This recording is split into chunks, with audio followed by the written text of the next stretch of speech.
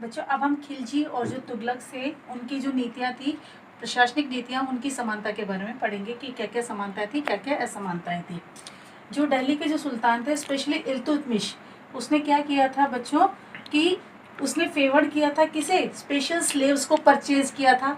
जिस स्लेव्स को वो परचेज करके लाया था उन्हें किस में रखा था, उन्होंने अपनी मिलिट्री सर्विसेज में रखा गया था।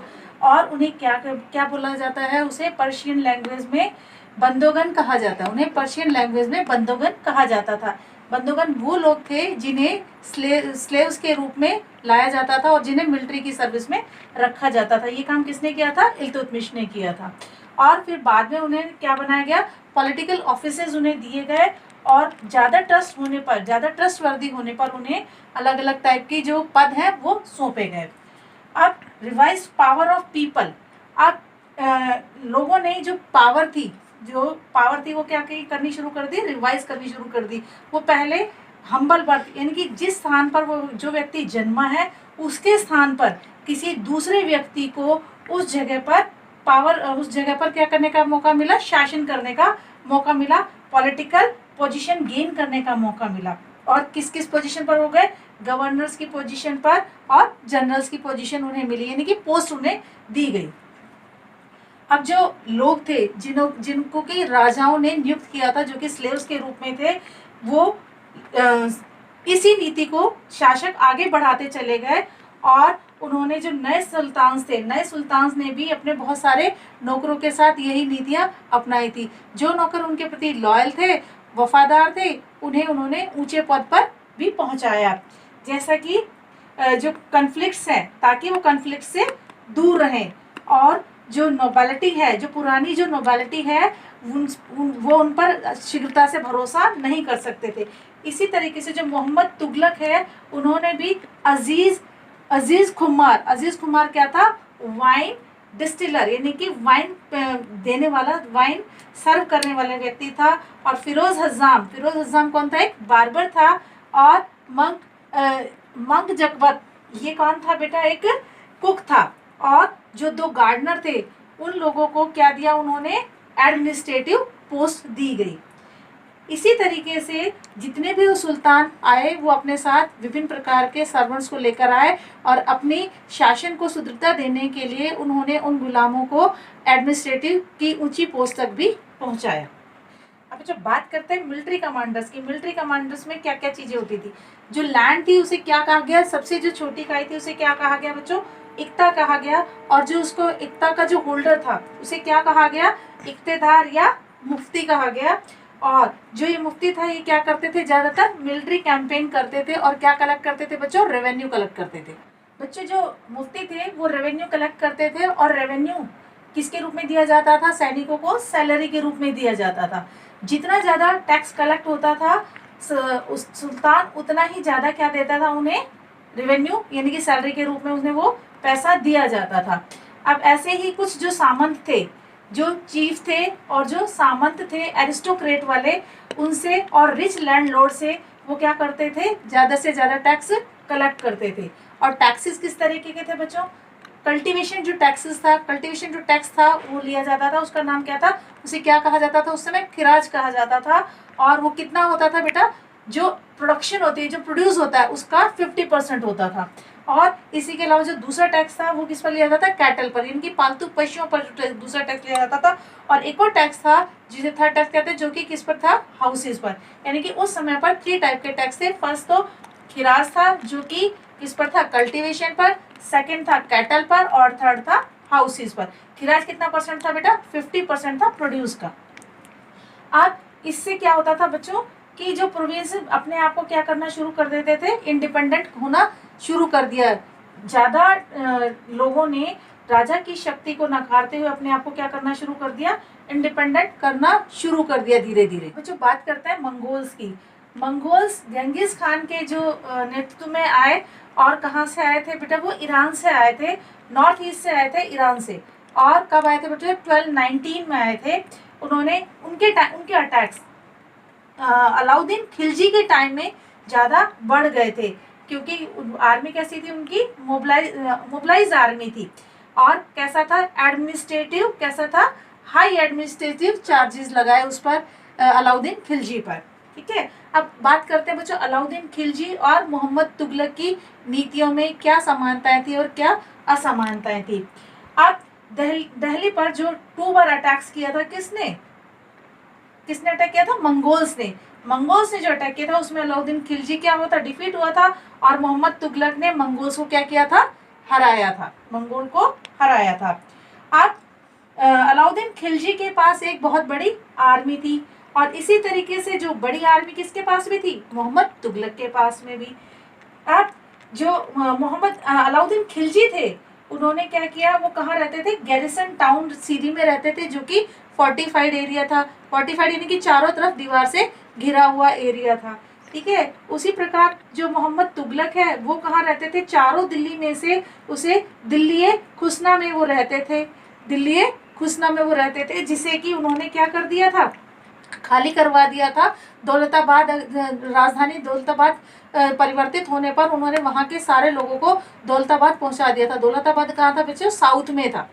ठीक है, और इसी तरीके से जो अलाउद्दीन खिलजी है वो अपने सोल्जर्स को क्या पे करता था बेटा? कैश में पेमेंट देता था। उनकी जो पेमेंट थे नकद देता था और उनका जो रख रखाव है वो किस पर आधारित था?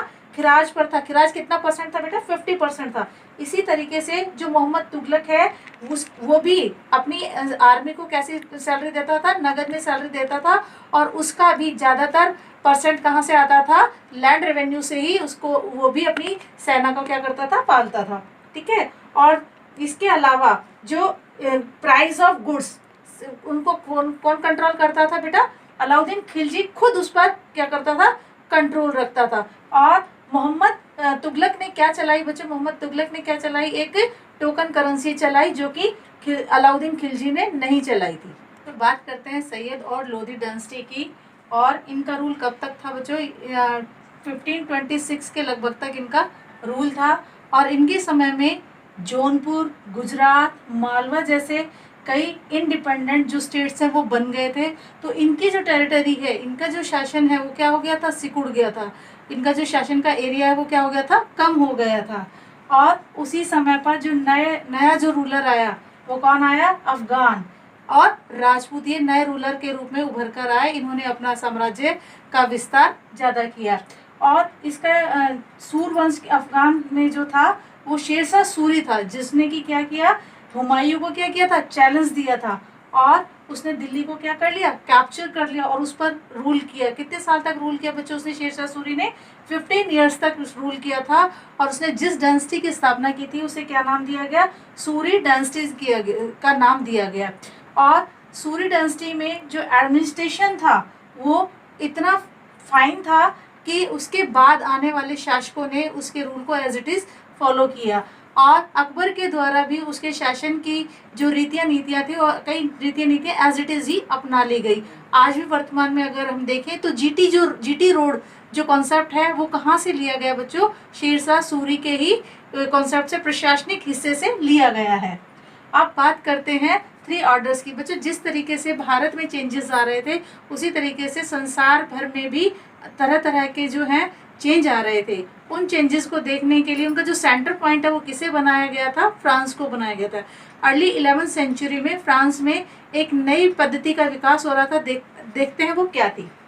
जो 3 ऑर्डर सिस्टम शुरू किया गया, फर्स्ट फॉर्मुलेटेड कहाँ किया गया बच्चों? इसे फ्रांस में किया गया। अर्ली 11th सेंचुरी में ये शुरू किया गया। इसमें जो सोसाइटी है उसके 3 क्लासेस माने गए। पहली क्लास तो वो जो कि क्या करते हैं? लड़ाइयाँ करते हैं, युद्ध करते हैं, अथवा जो सैनिक हैं। दूसरी वो लोग जो कि क्या करते हैं? लैंड को टिल्ट करते हैं, यानी कि खेती करते हैं। और तीसरे वो लोग जो कि क्या करते हैं? पढ़ाई लिखाई का काम करते हैं या चर्च में पूजा पाठ का काम करते हैं। ठीक है, पूजा पाठ का काम करते हैं या चर्च में पादरी का काम करते हैं। और इनमें से जो सबसे ज़्यादा एमर्ज हुए थे वो क्या कहलाए? जो सैनिक थे वो क्या कहलाए बच्चों? वॉरियर्स कहलाए। उन वॉरियर्स को क्या कहा गया वहाँ की लैंग्वेज में? नाइट्स कहा गया। अब नाइट्स क्या थे? वो लड़ाका जनजाति के थे।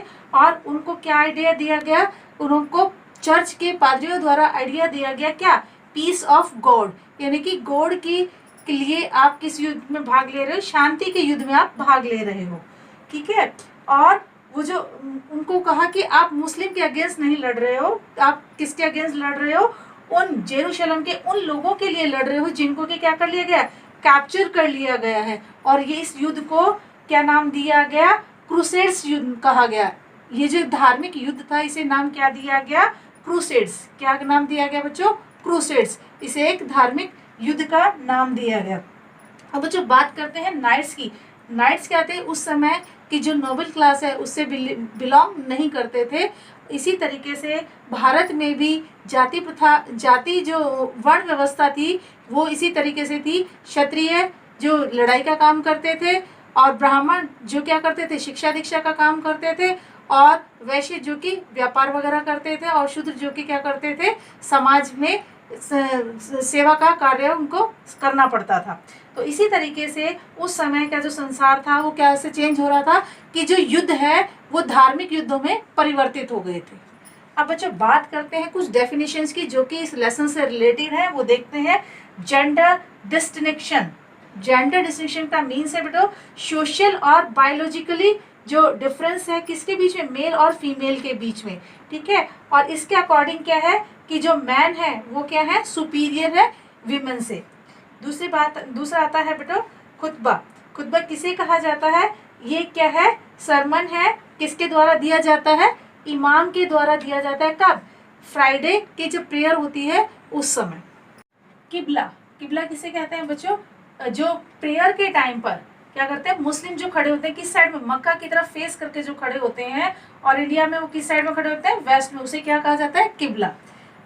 नेक्स्ट है इमाम। इमाम कौन है बच्चों, इसमें रेस्पेक्टेड है, लर्नेड है, मेल है, मेल लीडर है किसका, जो कि रिचुअल्स को जानता है। किसकी रिचुअल्स को, प्रेयर के रिचुअल्स को जानता है।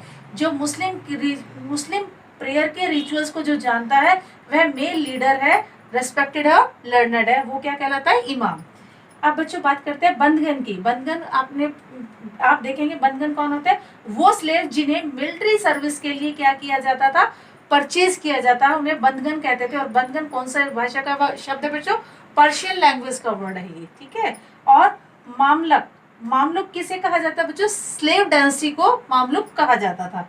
और टंका, टंका क्या था, एक सिल्वर कॉइन था जिसे कि इल्तुतमिश ने इंट्रोड्यूस किया था। अब सिकंदर शाही, सिकंदर शाही एक टाइटल था जो कि किसके द्वारा अडॉप्ट किया गया था, अलाउद्दीन खिलजी के द्वारा। उलेमा, उलेमा कौन थे बेटा, ये स्कॉलर थे, इस्लामिक लर्निंग ये कराते थे, और ये क्या थे, ऑर्थोडॉक्स थे। और इनका आउटलुक और इनकी जो थिंकिंग थी किस पर बेस्ड थी, ऑर्थोडॉक्स विचारधारा के थे ये, ठीक है। और हिंटरलैंड, हिंटरलैंड उस लैंड को कहा जाता है जिसमें कि सप्लाई और फूड, गुड्स और सर्विसेज की सप्लाई की जाती थी। The land adjust to the city और port that supplied its goods and services.